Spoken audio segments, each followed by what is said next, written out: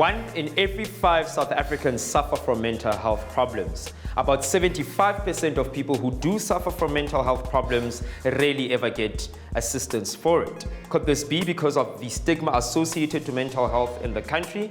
Is there a lack of financial support? Are facilities inaccessible to most people? Today on the show we're discussing, is mental health awareness non-existent in South Africa? To add your views, thoughts and opinions to the discussion, be sure to like and follow us on all social media platforms at Mountaintop Productions, and in particular, be sure to subscribe, like and comment on our YouTube channel at Mountaintop Productions. To get a clearer image of what we're discussing today, take a look at the following insert. South Africa's healthcare system leaves much to be desired. Only those with access to private healthcare are guaranteed quality healthcare. In a country of roughly 60 million people, only around 9.5 million of these people form part of this group. When it comes to mental health, the picture is much more dire. 1 in 5 South Africans are said to suffer from some sort of mental health issue, yet only a quarter of them will receive any sort of assistance. Those that do receive assistance find themselves treated as second-class citizens. The Life Esidimeni crisis is just one example of the treatment of mental health care patients. Now, this only speaks to the provision of mental health care. Another issue that comes up is the huge stigma that exists around the subject. South Africans seem to lack awareness around mental health care. This lack of knowledge comes at a major cost. South Africans are some of the heaviest drinkers in the world, and the country is said to have one of the heaviest suicide rates. With this in mind, it brings up the question: is mental health awareness non-existent in South Africa? As usual on the show, we're joined by 4 amazing panelists from different walks of life who will be indulging us in what they think about today's discussion. We're joined by Thabang Lisita, affectionately known to me as Tsala. He's a legal practitioner, a social activist, and probably one of the most vibrant people that I know. Thabang, how are you? I'm well, thanks, and how are you? I'm good. Thank you so much for being with us today. We also have Zizipo Mdwesi, project coordinator, and part of the work that you do is to deal with mental health awareness, especially with men. Thank you so much for taking time off your schedule to be with us today. Thank you very much, Wilf. We also have Bitumelo Pedwe, a counseling psychologist with vast experience in social work. How are you feeling about today's discussion? I'm good, thank you. Awesome stuff. And then we've got Vusumuzi Phakathi, award-winning poet, a writer of note, a mental health awareness activist. Thank you so much for being with us here today, right? Thank you for having me, bro. So today we're having a discussion that is probably one of the most crippling realities that we have in our country, that we have in our societies, that we have in our communities. Issues surrounding mental health, right? Do you believe that enough is being done to raise awareness about mental health? I'll start with you, Usmuzi. No, far from it. Far from it. Mm-hmm. Also, just from my experiences of even the medical world, when I went to a public hospital for mental health issues, from how that was treated, which I'll get into as the conversation goes, compared to how it was treated at Akeso, for instance. So I've experienced both worlds, and I can confidently say that far from And if it's not common practice in both worlds, then that on its own raises an eyebrow, right? Absolutely. Especially in a public institution. Bitumelo, do you share the same sentiments? Do you think there's enough awareness? Listen, if we were to look back 20 years ago, from where I'm sitting, honestly, the government has been doing a lot. We have policies, we have campaigns that are being run.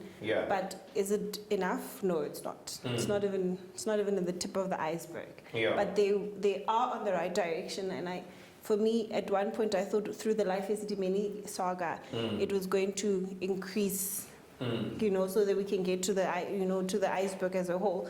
But like Vusimusi said, we're far from it, Yeah. but we are going in the right direction. Yes. There is progress, but there's still some work that needs to be done. Now, Zizipo, you work in a private environment. You deal mainly with males, with men. Do you believe that there is enough awareness around mental health? And by awareness, obviously, it's going to speak to awareness will translate to people actually going to get help, right?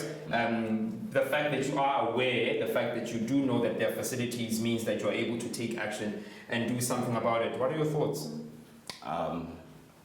From me working in those kind of spaces, I can say that we are very, very far. Yeah. It's to a point where I'd say there's people that know nothing about it, like at all. Yeah. You go to your places like not Soweto, Alex. You get there, you find a man that will tell you that I have no one to share how I feel with. Yeah. We give them those spaces to share such, then you find men crying. And when that happens, it triggers something to you that weren't we the same people that were raised and told that a man doesn't cry?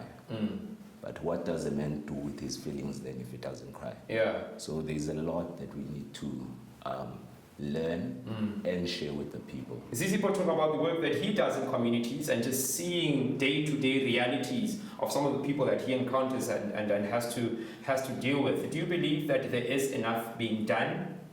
I'll align myself with what Bitumelo has said, to say that if you take it 20 years back, we were stagnant as a country, not enough was being done. But fast forward to now, we're in 2021. Yes, there is work to be done. Some policies are implemented as we derive our mandate from the National Health Act to say that government should ensure that there are proper facilities that are there. Yeah. But now the question, and I'm not sure, I might be igniting another topic here, to say that there's always stigma aligned to this, to say that even though there are programs that maybe government might have, but not people will necessarily go there because they might say you are not man enough.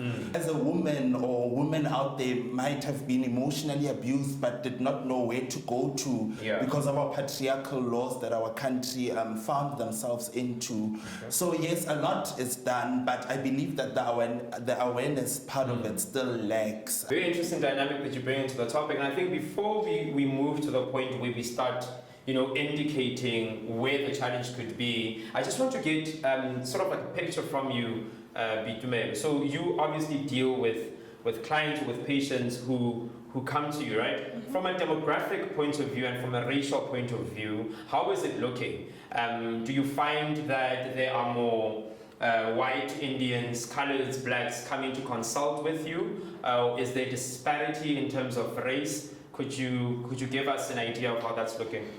I think for me, from my own personal and professional point of view, it depends on the geographical location. Yeah. Because I remember there was a point where I was working in Potchefstroom and it was within a university, and you had different students coming in. So you have a diversity, and that would be expected because it's a university environment, right? It's a university environment, and then when I'm working in Brits, now majority is black. So like I said, geographical location matters a lot, but at the end of the day, At the end of the day, are we seeing more in terms of racial borders? Even when you mention that in Brits, you are having more black patients come and consult with you.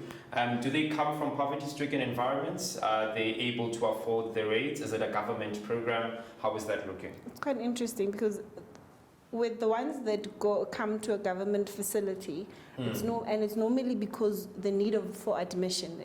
It's the disorder has progressed to such an extent whereby the person comes to a government facility because they need admission, they need treatment. But then when we go to a private setting, the people are then able to say, okay, I've identified my problem at a very early stage. I don't know what's happening with me. I just need someone to talk to. So the progression. So commonly in government, it's commonly when people have reached a stage where they need extensive help. Yes. What do you make of that, Vusmuzi? Now you're a mental health activist? When it comes to the black community, because I realize that I have a problem. Yeah. I go there when it's dire, Baba. When it's so I'll just give context. Yeah.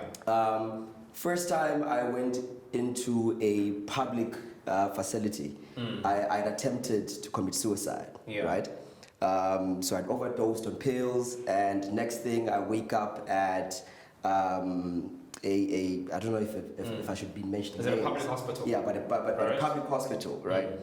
And then in the wards, because I was very eager to know the people in these spaces, also to find out like why are you here, and just going through the wards, I realized that no, it's far here. Okay. These are people who were brought here because it's either unahlanya sirasi baba mkinyakara kapoza muipula baba mkinyakara wabo. And I've also, as I said, went to a private facility where my therapist is, right? And I realized that in this private facility, it's exactly what Mutumele said, where now I can afford to pay for the service, where it's exuberant amounts per hour.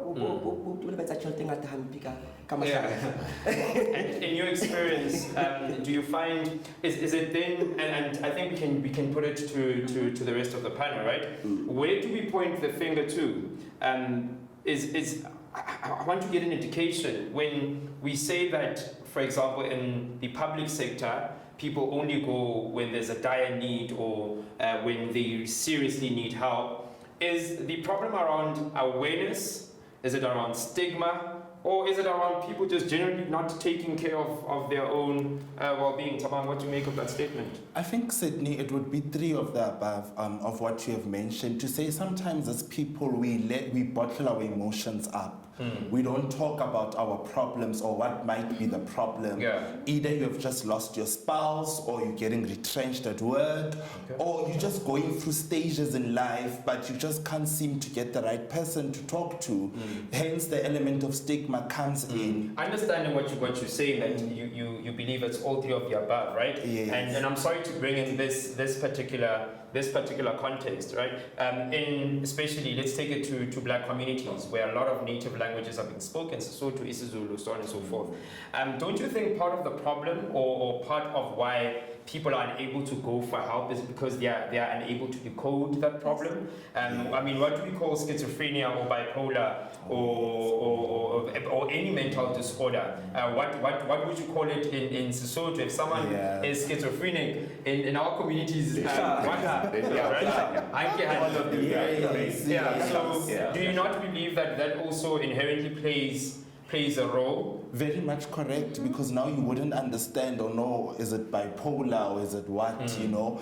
But again, there's always a problem, and I'm not sure if I stand to be corrected with, even though with public health facilities, there might be awareness, but you know, people are a bit scared, or they might drag their feet in approaching a certain public hospital. The workers themselves do not have mental health awareness.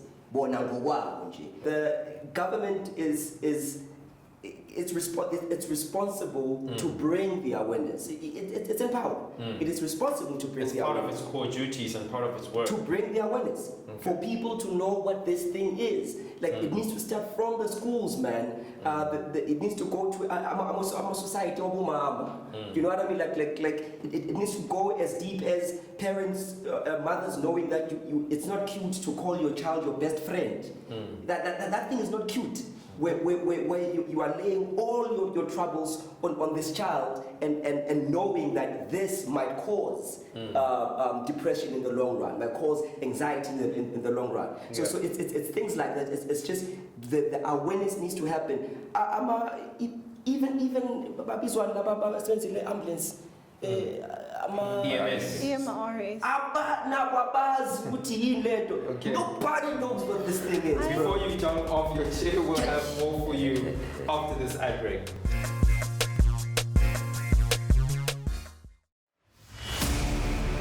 Over the past couple of years, South Africa has seen a dramatic increase in protests ranging from service delivery protests in universities and colleges, as well as racism in schools. Protest is the last resolute. The access that we on this panel have to institutions is not necessarily the access that all South Africans have. The laws of this country must be respected by both foreign nationals and South Africans. But if you are sitting in a community with no water, which is a basic right that you need to live, with no electricity for you to cook for your children, how then must you be able to reason and say that I am not going to the streets? The unrests that we saw, people going into stores to steal food, I don't think that's an element of criminality. The lack of accountability in government is the result of the reality that we are faced with today.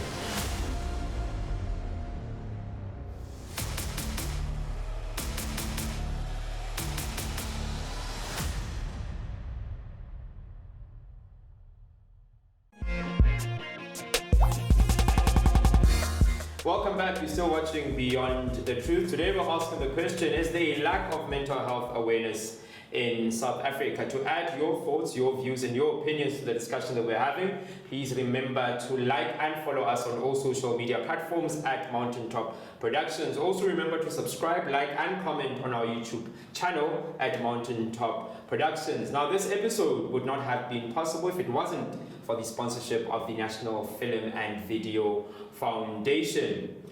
While we were at the ad break, there were quite a number of questions that you wanted to ask each other, right? And we will get to those questions in a very short while. But you were speaking about some of the challenges with medical personnel and sort of the basic skills that they lack, that you believe they should be having. Maybe you can just expand on that for us quickly. Yeah. So. Right? We're still trying to figure it out. Yeah. But it's alarming for me that I'm a paramedic, so for instance. Here I am, lying on the floor, I'm overdosed on pills, and when they get there, what they ask is the person that I'm with, umenzi, right? The person says, no, this person is suffering from depression. But depression yeah. And but basebenza ngore batonka bankise sibhedlela kodwa bazi ukuthi lento yini.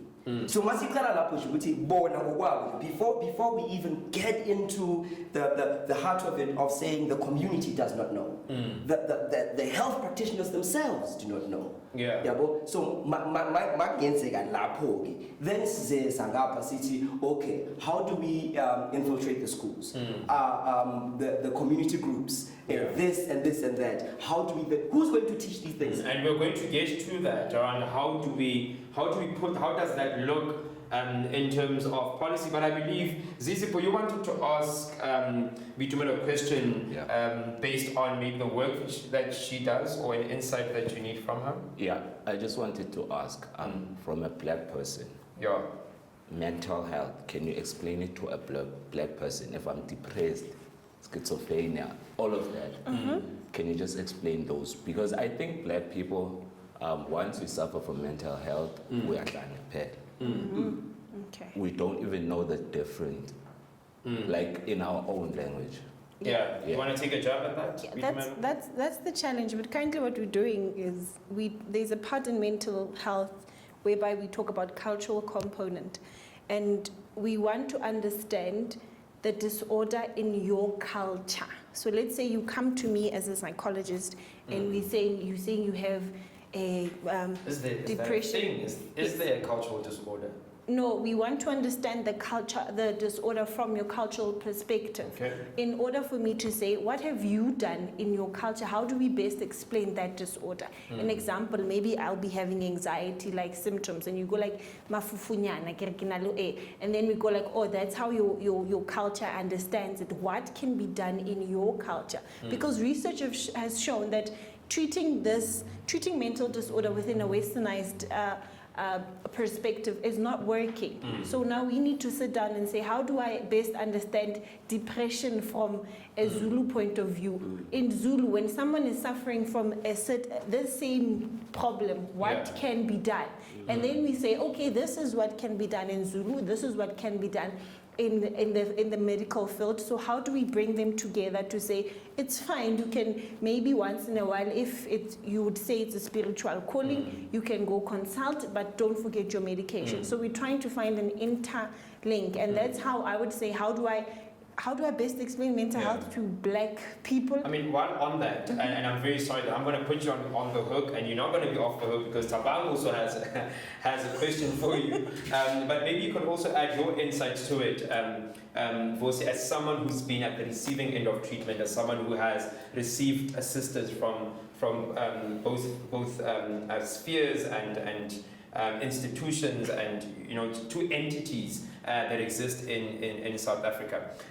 Don't you find that even in the event where you do want to indicate or you do want to find out from a cultural point of view that what is this problem in that culture, yes, are black people generally open to discussing the challenges that they have, the problems that they have, mental issues that they might be confronted with? If I'm meeting Bitumelo for the first time in my life, I've never seen her before, what are the odds that if I'm coming from Agasi and my entire life I've been surrounded by familiar faces and people that I know, how open am I going to be to discussing my challenges with someone I've never seen before in my life? I think that's the beauty of saying you have gone through the process of being a psychologist, because these are things that which we learn. How do you first and foremost, how do I build a rapport with Tabang in order for him to develop trust in me so that he can start opening up? And you know, that's the beauty of the psychology as a whole, to learning how do I break down this person's barriers in order for me and him to get to the core of what the problem is. So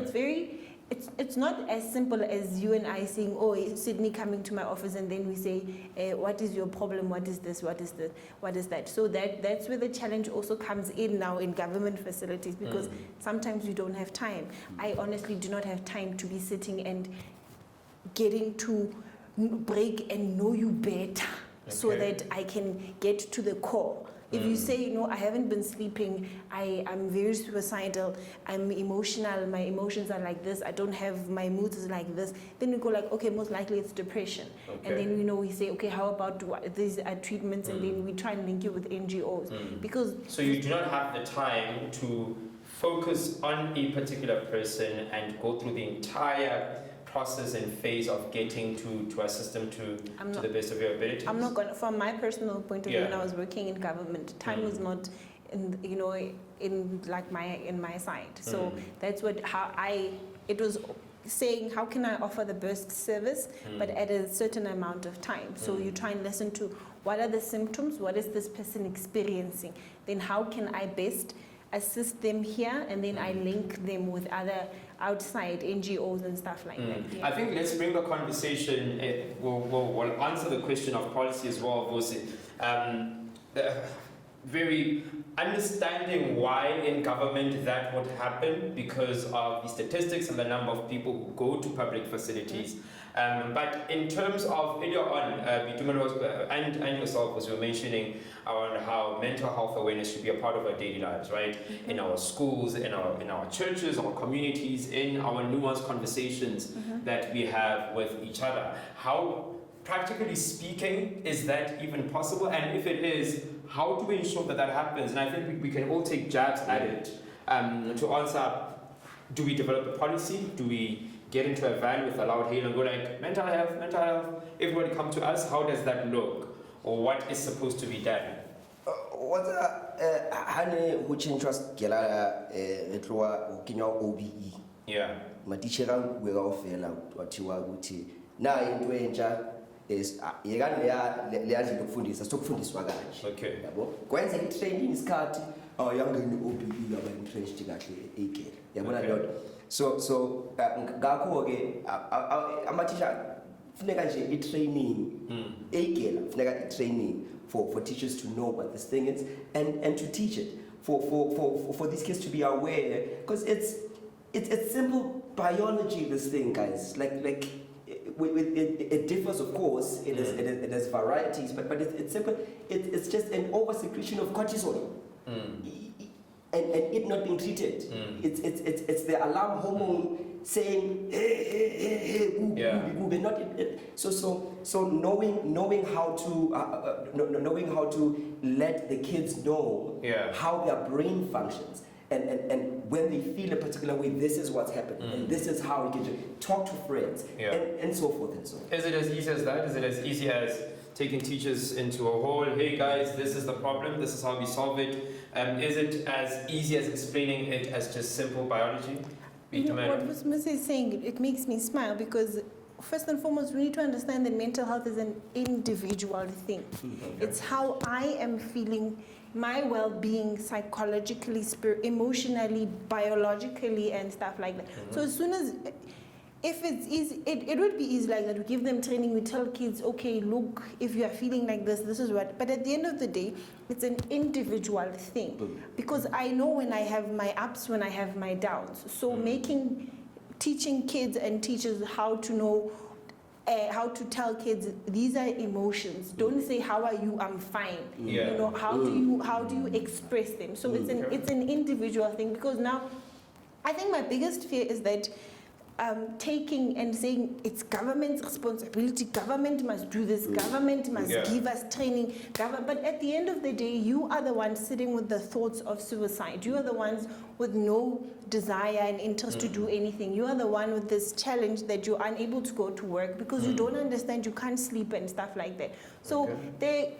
can be great policies, but at the end of the day, it's your personal process and an individual thing. Mental health is so demonized, especially in black communities. I mean, as a 16-year-old black child staying in Alexandra, Zizi, are you able to walk up to your father and be like, hey, yes, Baba, I'm depressed? No, you're not able to. Your father is raising this person that doesn't show emotion. We as men, it's like it's a form of weakness if you show emotion as a man, like crying. If you cry as a man, they'll tell you no, this one is weak. Example. Do you think that is something that can change with training and with education? I mean, you are a 45, 50-year-old man. You've lived through most half of your life. And you come from a particular cultural background where you believe certain things. You're very stuck on those opinions as well, right? Does any new form of education change you and your attitudes? Most definitely. To make an example on that, I was in Alex, I think, a month ago. So we have programs in Alex. This guy comes to me, he was in one of our camps. Okay. So we have just a small chat with him. After I ask him, are these programs really helping, the programs that we are doing in Alex? Yeah. So he says to me, do you know that for the first time, when we were at the camp, I think it was 2 years back. He says it was the first time I saw a man cry, like an old man, over 45 cry. And he says, up to this date, I've only seen 2 men cry. And he says, while I was growing up, I was told to keep, if you are a man, to bottle your feelings inside. Just be strong and act fine. Just act fine, all will be good. And it's like that with most men. But once you give them that space of sharing, there's a lot that comes out and healing. I mean, my concern is, I understand what you're saying around sharing, and I'm not disagreeing with you, I'm not agreeing with you. I think that is up to the viewer to decide what opinion it is that they develop from it, right? But in terms of how mental health is demonized, right? In terms of how it is disregarded in our societies, in our communities. I mean, you are a mother of 6, you have to wake up, you have to go to work, you have to come back, clean, wash, cook, you have to take care of your family, you have to live that same life Monday to Friday, Saturday and Sunday. You take care of the well-being of your kids. As soon as someone tells you that, hey, Bobby, you might be suffering from depression or from anxiety, or you might have some form of disorder, what do we make of that, right? What do we make of the fact that labor-intensive individuals do not have time for therapy, or even if they do make time for therapy, they just simply can't afford it in the event where they can't get help from public facilities? I think, Sydney, it goes back to the whole element of ignoring the problem, because I believe once you have identified the problem, you'll make time. Yeah, like the picture you have painted of a mother with 6 children, she's struggling, and the husband is patriarchal in the sense that umfazi uzohlala endlini and cook. You know, look after the children, you are not working, and most probably you got married at a very young age. Already there's a problem, but you are being ignorant about it. All you worried about is providing a better life for your children, ensuring that they are clean and so on and so forth. So I believe even there might be programs out there, civil society might be there, government, I mean the policies are there, Sydney. I mean, let's stop going back and forth. Let's now start being proactive with the policies we have as government. 25, 26, 7 years to implement. Yeah, I mean, you know, we have had the different overnight. Yes, I mean, we have had the different administrations. Each administration came with his or her own policies. There's the Department of Social Development that's responsible for early childhood development. And it goes back to what Mbutumelo said, to say that at the end it lies with the individual to identify that there is a problem. At school, I believe there's your LO teachers, there's your first aid whatsoever. I mean, once you know that at home dad is being abusive, you can go speak to a teacher you trust, or you can, through the relevant programs, ECD, to say, look, there's a challenge at home. My dad is being abusive towards my mother. The atmosphere at home is no longer nice. And then it would be the responsibility of the teacher or that practitioner to ensure that they hook the child up with a social worker, and then the whole process would start from all over to analyze the situation, assess whether should the children be moved in a foster home, and so on. So no matter how many policies we can have, or whatever programs we might have, at the end it lies with the individual to say, look, I'm not okay anymore, I'm constantly crying, let me now either approach government. But is that fair though? Is it fair to say that it lies, I understand it lies with the individual, it's an individual thing, but then it takes us back to that discussion that we were having around individuals. One of two things, right? Either in your culture, in your community, there are no readily available facilities. Number two, either if the facilities are available, they are dilapidated, they are redundant, or the staff is incompetent or incapable, which makes me really ask myself a question around how are people employed in these spaces in the first place if you are a health practitioner and you don't have psychological skills, right? It's alarming on its own. But then the challenge, Vose, is understanding all of that now, right? And what needs to be done in the future. We're sitting with the challenge right now, right? Right now, someone is sitting. Is it always the case that you know that you have a mental health problem? You always have negative thoughts, but do you ever really attribute it to this could actually be a disorder? Remember there was a time when awareness in terms of sexual abuse was introduced in schools, where my daughter would randomly sing, my body, this is my body, right? And, that's a fire song. She was taught in school that if someone touches you here, it's inappropriate. If this happens, it's inappropriate, right? And she grew up knowing that because she learned that. So it's us being taught this, and I mean, man, there's a lot of different community groups. There's churches, you know. So in terms of training, this is the pastors going for mental health training. This is for the elders of the church, where churches have counseling for couples. They have counseling for and so forth. Where if finance is a problem, then you don't even have to go into a hospital, but in your own church, you have spaces where you can be made aware of this is what you are going through, this is what it is. Even a church that is patriarchal allows one man to have multiple wives, does not allow for women to take up positions of power or seats of leadership within the church. Would they even be open to that? Because what we're discussing now is a structural reform, right? It's an entire structural reform. It's speaking to legislation, it's bills that have to be passed in Parliament, have to be gazetted, commissions have to be set up, people need to be employed. All of that happening on the backdrop of a Sydney about to run into a wall because he's just fed up with life, right? How do we tackle that challenge in the immediate? Is it even practical to attempt to tackle that challenge in the immediate? I think it goes back to what I've been alluding. Number one, it's a personal thing. So, why kids, man, when you're not right? And one of the challenges is that mental health is not. It's not, we can't see it. I can't see Rovusimusi has depression or has a bipolar or has anxiety or what.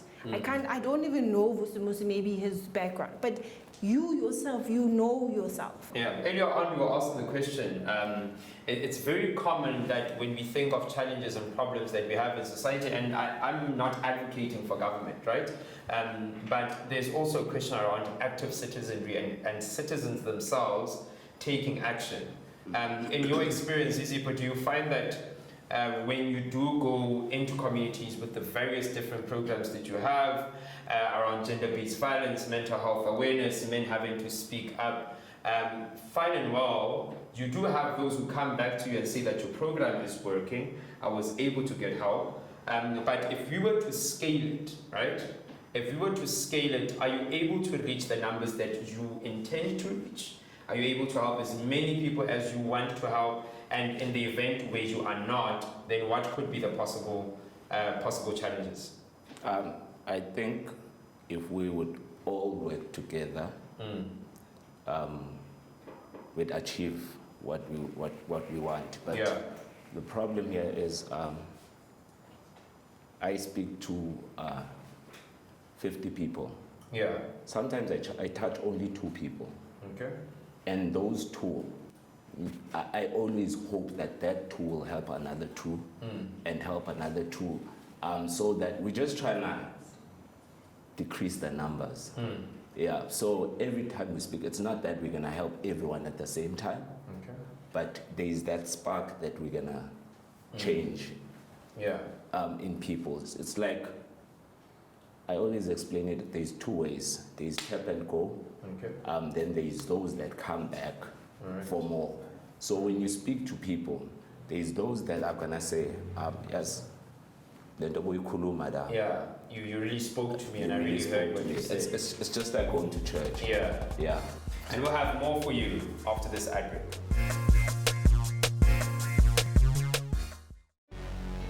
Everything that was centered around black economy, if it's even a reality, was looted. Sandton is 5 minutes from Alexandra. Was Sandton looted? Melrose Arc is even closer. Was it looted? Was there any chance of it being looted? No. But everything in the black community was looted.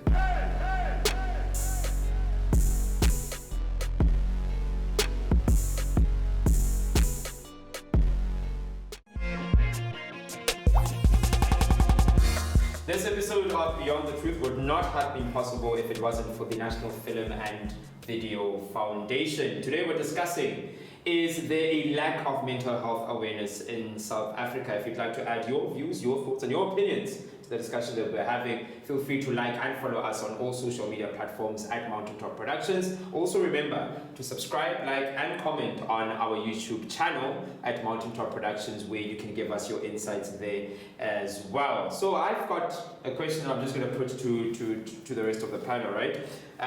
South Africa deals with so many different challenges: structural inequality, high levels of poverty, literally 2 worlds in a single country, where you have the extremely rich and the extremely poor, right? And one of the arising conversations from what we're talking about is about how there's very little awareness, especially in black communities or in our townships. Is it practical for me to concern myself about mental health, whereas I don't have a job, I don't have food, I have no means of income? If I had those things and I was able to satisfy my immediate needs, Wouldn't that, in essence, help me? What do you make of that, Tala? Sydney, look, mental health is of importance, whether hauna mereko or na chelete, or whether you do have a work and do have everything in life. Because remember, you might have it all, but still suffer from depression. Understanding that I might have it all, but in the event where I have nothing, and that causes or that leads to my mental health situation, my mental health problem. Access to those things, won't it solve the mental health problem? Well, not really, Madibo, because now if you're not in a proper mental state, I mean, the desire for you to go out there and look for employment would lack, because like you would just say, it's not there. Why should I, focus on my mental health? Yeah. But the moment you have positioned your mental health and you are attending to it and ensuring that you are in the right state of mind, that will push you to go out there and look for employment despite the challenges that our country finds itself in, To say that, look, high unemployment rates are too high, but I'll keep on trying, I'll keep on applying, provided that the mental state is in the right position. And when it's in the right position, it would eliminate suicidal thoughts or peer pressure thoughts and so on. Yeah, yes, sometimes one is feeling dejected. It's hard. And then kind of tweet. Yeah. And that SMS comes in with those zeros. Life changes. Yeah. Life changes. And then your mental health problems. Who's got depression in your mind? Yeah. So in you, there is difference. Okay. Mental health, right? Like you are sick, man. It's a sickness. So and also it differs. Like I feel like every time I say mental health, not just depression. That's our conversation is essentially around depression and anxiety. But there's variants of it. It's just that the others are so evident. If someone's got schizophrenia, and that's that. But that language as well, right? Yeah. How we phrase it as ukla. Exactly. Why isn't there? Maybe there is. I might not know, but maybe you can guide me on this, right? Why those words? Why ukla? Why schafi? Right? Does that right? So it's sad. Sad. But that's how we frame it. That's how we view it. Listen, I'm sorry to jump in, but here's. It's not that this person hanky hand. They are functioning out of the norm. Okay. You and I know that. This is the norm. This is the road we must be walking on. They are walking out of what the road is. So maybe we could say maybe they are not operating within. Is that do we refer to that as abnormal or different? Yes, that's where we go up. How do we then term it? How do we term it as a software? They are not working on the frame. And in Sesotho, if something is not handled, it's you understand, right? And I think that's where we go then, that's where the challenge then comes in terms of the stigma and the language that we use around mental health. Because you asked the question about if I have money and money makes it. Yeah. When we assess mental health, we're looking at different areas. How does this affect your occupational? If you have an occupation, how's this current emotions affecting you in relationships? Because, listen, I was a social worker and I worked in the rurals of the rurals where kids don't have barely anything. But the smile on their faces when they see friends and they're sitting together, then you realize, but this child's level of resiliency and feeling of belonging will make and them. Just their general contentment. Yes, their contentment will make them be able to say, okay, should tomorrow I not wake up and this happens to me, I will still be fine. Let's put in Z to the conversation. Vusi painted a very nice picture for us. There you are sitting, you're thinking to yourself, oh, I might be depressed, oh, I might be stressed, oh, I might be suffering from this, I might be suffering from that. Brain, keep your tag money in, all of your problems go away. Is that not the solution? No, that's not the solution. I think everyone has a field that they need to take care of. You need to take care of your body if you want to be healthy and live longer. So I think we should add mental health on that field so that you take care of your mental health too, so that you can live longer. Because if we ignore it, even if you could go to the gym, but if you suffer from mental health, it can still cause you to die early. Is there a lack of mental health awareness in South Africa? The conversations have gone from stigma to people not taking accountability to communities themselves not taking charge to failure in the public sector and what needs to be done about that in retrospect. If you have your own thoughts and your own views, please be sure to like and follow us on all social media platforms at Mountaintop Productions. And in particular, remember to subscribe to our YouTube channel at Mountaintop Productions, where you can add your views to the discussion as well. Thank you so much to our panelists for making it to the episode today, and thank you to you, our viewer, for tuning in.